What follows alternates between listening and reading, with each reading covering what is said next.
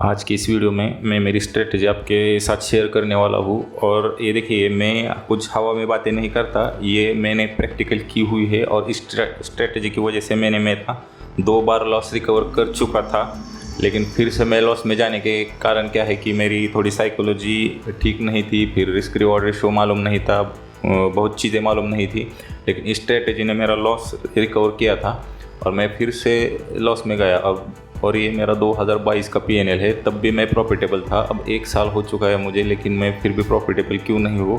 तो ये है, इसका कारण एक ही है, साइकोलॉजी। और मैं रिस्क रिवॉर्ड रेशो बड़े नहीं लेता था और उसकी वजह से क्या होता था। लेकिन इस स्ट्रेटजी में अगर आप रिस्क रिवॉर्ड रेशो कम भी हो, आपकी साइकोलॉजी भी वीक हो, तब भी आप इसमें प्रॉफिटेबल हो सकते थे। तो यहाँ पर देखिए, मैंने प्रॉफिट बहुत ही छोटे छोटे लिए थे, लेकिन बड़े लॉस लेने के बाद भी मैं 22,000 प्रॉफिट में था। क्यों था? क्योंकि इस स्ट्रेटजी में आपको स्टॉप लॉस बहुत ही छोटा देना है। और ये एक ऐसा हथियार है स्ट्रेटजी, इसकी आपका कितना भी लॉस अगर हो गया होगा तो वो रिकवर हो जाएगा। लेकिन आपको दिमाग में लॉस लेकर रिकवरी के चक्कर में नहीं पड़ना, आपको फ्रेश माइंडसेट के साथ ट्रेड लेना है। इसमें रिस्क रिवॉर्ड रेशो अगर आप ठीक से मैनेज करेंगे ना, तो इसमें बहुत प्रॉफिटेबल हो सकते थे। यहाँ पर मैंने 1:1 ही रिस्क रिवॉर्ड रेशो लिए थे, तब मेरी साइकोलॉजी इतनी पता नहीं था मुझे, लेकिन फिर भी मैं प्रॉफिटेबल था। और ऐसा क्या होगा कि मैं लॉस मेकिंग ट्रेडर बन गया।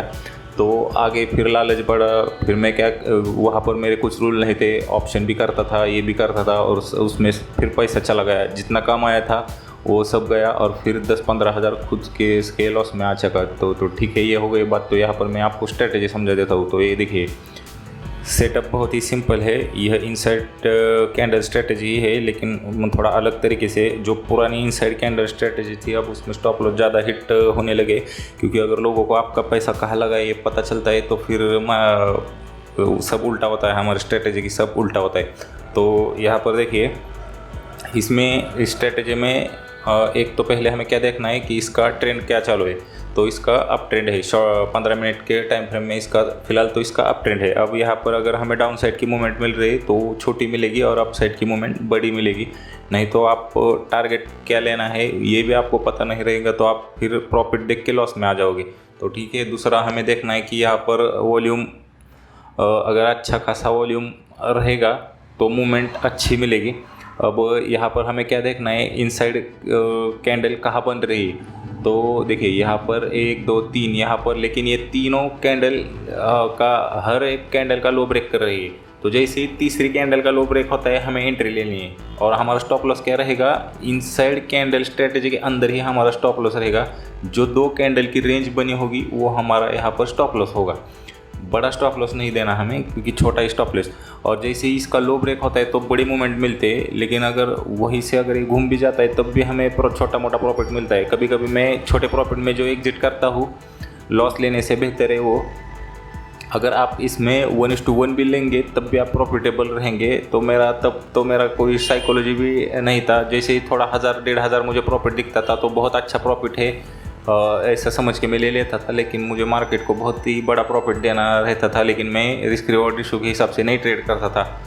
तो जैसे मन में लालच आता था, प्रॉफिट बुक कर लिया था। लेकिन फिर भी यह स्ट्रेटजी मुझको प्रॉफिटेबल लगी, इसीलिए मैं ये आपके साथ शेयर करने वाला हूँ।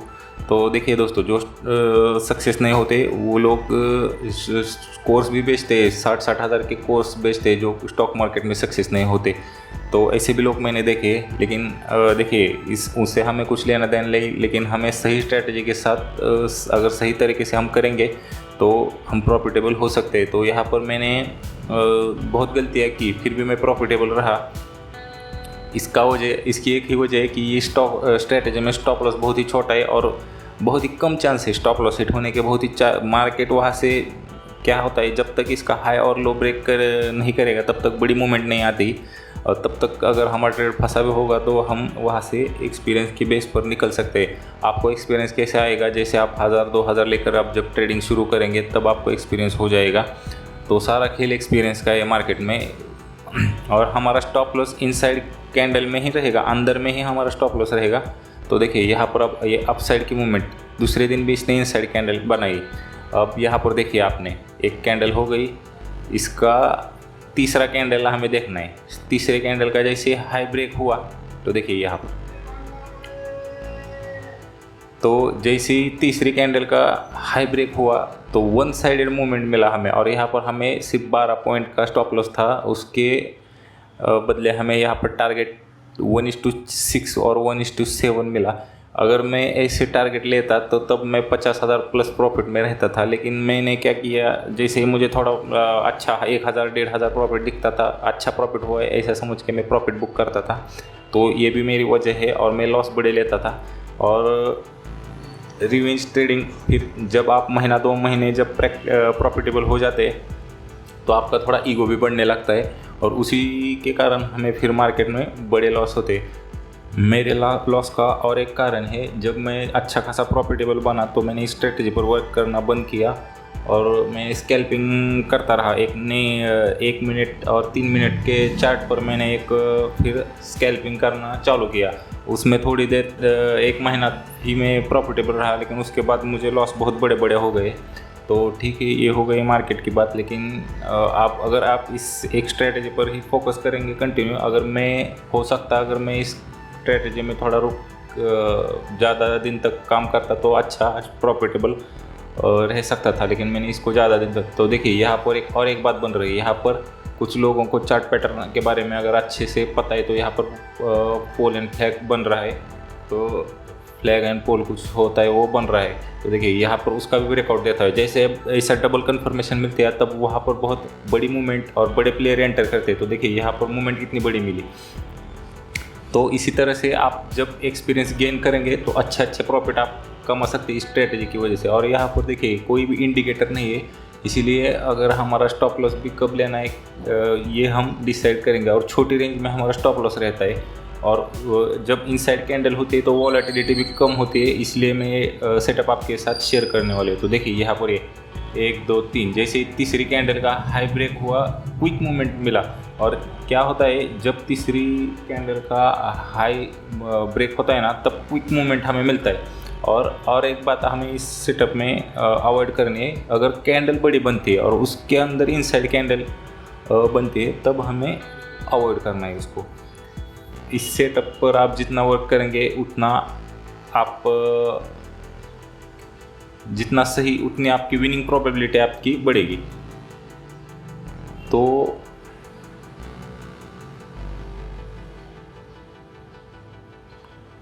ये देखिए यहाँ पर ये रेनबो नाम का एक स्टॉक है, तो इसमें भी ये पैटर्न ज़्यादातर बनता है। और कुछ स्टॉक ऐसे है, तेजस नेटवर्क या फिर पॉलीमेड में भी ये बार बार बनता था।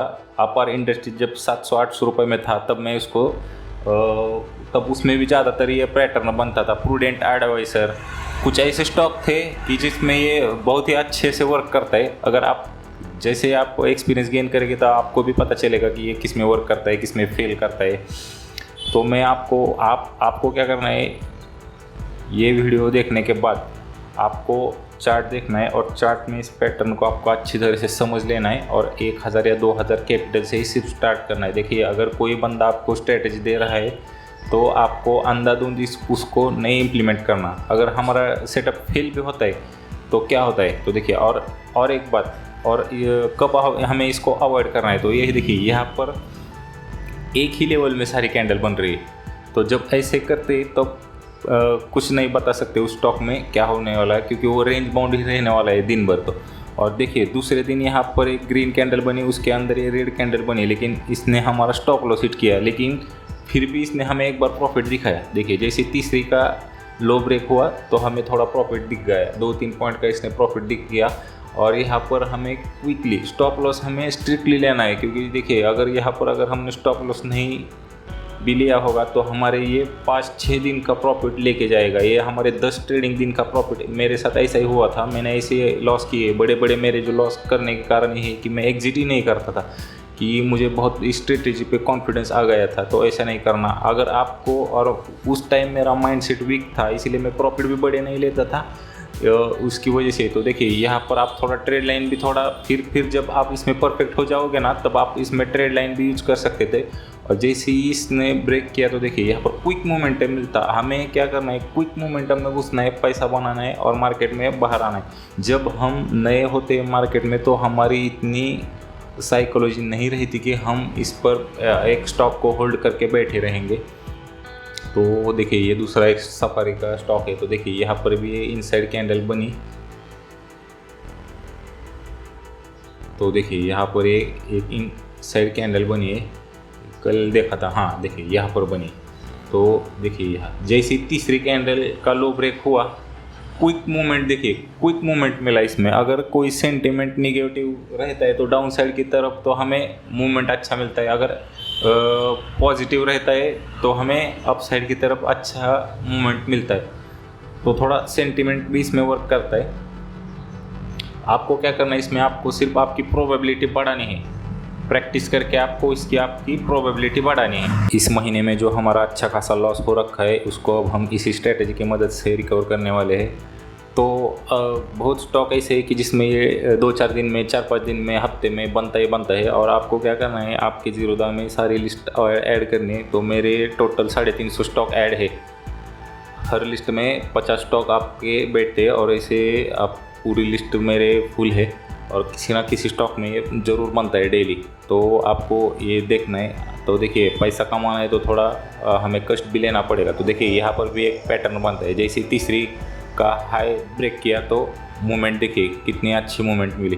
क्योंकि क्या होता है, जब एक अच्छा ट्रेंड पकड़ लेता है ना तो प्रॉफिट बहुत अच्छा मिलता है हमें। लेकिन मैं तब रिस्क रिवॉर्ड रेशो पर इतना मुझे कुछ नहीं पता था, जैसे ही प्रॉफिट दिखता था बुक कर लेता था और उसी की वजह से फिर मेरा लॉस बढ़ा।